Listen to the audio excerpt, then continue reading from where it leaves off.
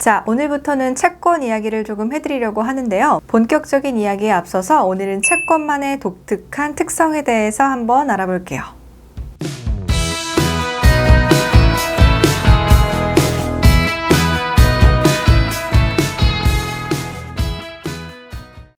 채권만의 독특한 특성 첫째, 주식보다 이익 변동성이 낮은 투자 자산이다. 이익 변동성이 높다는 말은 무슨 말일까요? 주식은 이익이랑 손실의 폭이 큰 투자 자산이라서 주식 시장이 상승하면 단기간에 고수익이 생기기도 하지만 반대로 하락하면 큰 손실을 보죠. 하지만 채권의 이익 변동성은 낮은데요. 채권은 시장이 상승하거나 하락해도 대박이 나거나 혹은 크게 손실을 보는 경우도 거의 없어요. 자, 우선 채권 가격은 이자율과 반비례해서 움직인다는 사실을 꼭 기억해 두세요. 그러니까 시장 금리가 상승하면 채권 가격은 오히려 하락한다는 말인데요. 자, 만약에 제가 1년에 5%의 이자를 주는 채권을 매수를 했어요. 그런데 갑자기 금리가 훅 오르는 거예요. 그래서 지금 막 발행된 같은 조건의 채권은 금리가 올랐다고 연리 6%를 준대요. 그럼 제가 가지고 있던 5%를 주는 채권은 지금 막 발행된 채권보다 1%나 이자를 덜 주는 셈이잖아요?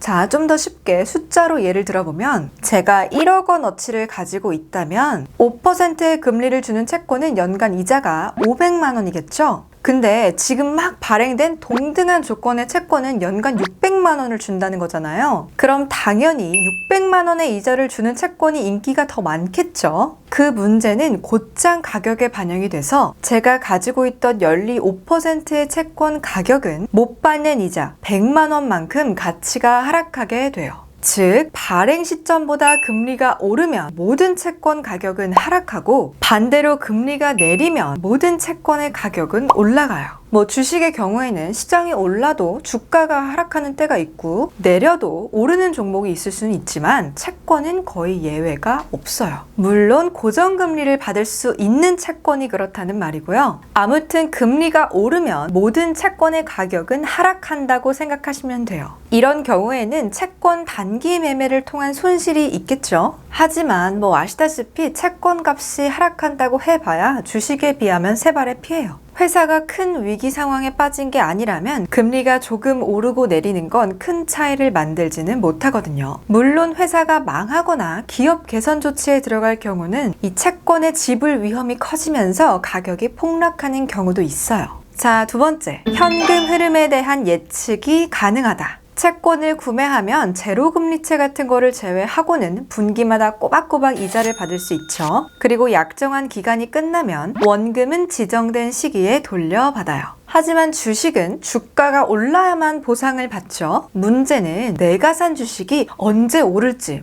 또 언제 내릴지 그 누구도 알 수가 없다는 건데요. 그러니까 주식에 투자한 경우에는 내가 자금 계획을 세우기가 조금 어렵다는 거죠. 제가 만약에 가까운 시일 내에 1,000만 원을 반드시 써야 되는 일이 있다면 당연히 그 돈을 주식에 투자할 수는 없겠죠. 하지만 채권의 경우에는 현금 흐름에 대한 계획 수립이 가능한데요. 3개월 후에 쓸 돈으로 3개월 후에 만기가 돌아오는 채권을 매수를 한다면 그 돈은 정확히 3개월 후에 나한테 돌아와요. 나중에 다시 배우시겠지만 자산을 유동화한 채권의 경우에는 미래 현금의 흐름을 정확하게 예측할 수 없는 채권이 되기도 한다는 거 지금은 참고만 해두세요. 하지만 대부분은 정확하게 돈이 언제 들어오는지를 예상할 수 있기 때문에 채권을 Fixed Income이라고 하는 거죠. 자, 세 번째, 시장에 대한 예측성이 뛰어나다. 아주 중요한 특징인데요. 일반적인 투자자들은 채권 시장에 이런 특징이 있다는 것조차 모르시는 분이 대부분이에요.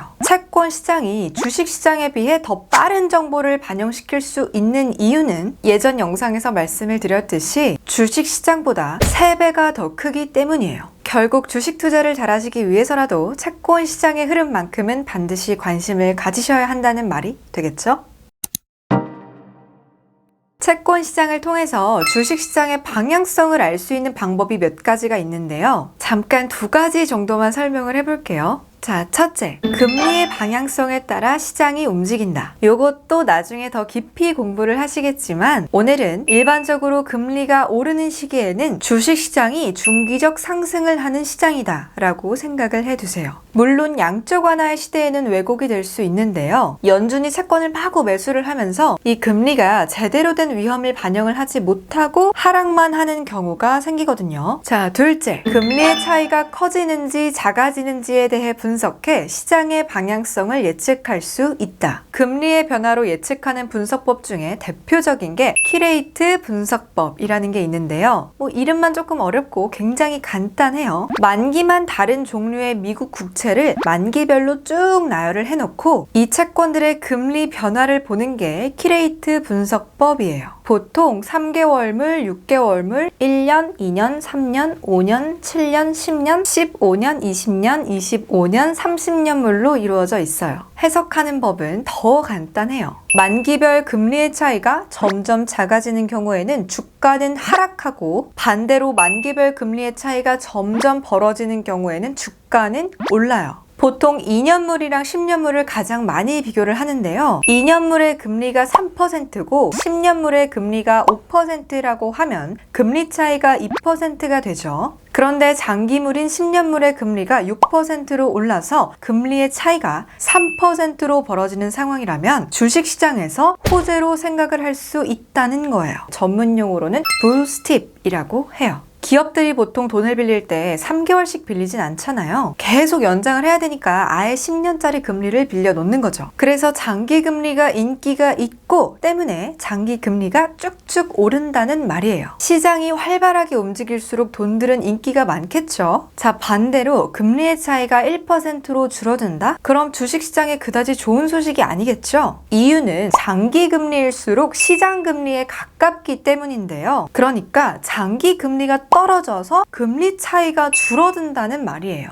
이건 전문 용어로 bear flat이라고 해요. 자, 다만 키레이트 분석법 역시 양적 완화의 시기에는 맞지 않는데요. 실제로 2020년 3월 이후로 금리 차이가 좁혀지는 상황에서도 주가는 올랐잖아요. 연준은 매달 400억 달러어치의 MBS, 주택 저당 증권을 매입했어요. 이건 대부분 30년물 장기채인데요. 연준이 매입하니까 가격이 올랐고 금리는 하락했죠. 장기물인 30년물의 금리가 하락을 하면서 전체 장기 금리를 하락시켰어요. 장단기 금리 차이가 강제로 좁혀진 셈이죠. 결국 연준이 개입을 해버리는 바람에 채권 시장의 고유 기능이 상실된 거라고 볼 수 있겠네요. 하지만 그건 바이러스 위기로 인해서 긴급한 조치가 필요했던 상황이고요. 일반적인 스테이지에서는 대부분은 제가 말씀드린 흐름대로 생각을 하시면 됩니다. 여러 가지를 공부를 하려니까 정신이 좀 없으시죠? 채권의 독특한 특성에 대해서는 여기까지만 알아두시고요.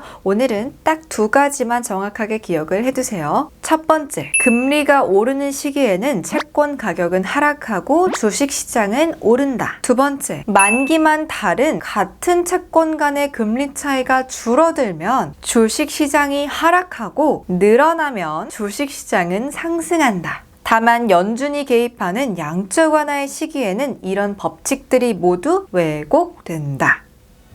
자, 오늘도 유익한 시간 되셨기를 바라고요. 저는 다음 시간에 더 재밌고 더 쉬운 영상으로 돌아올게요.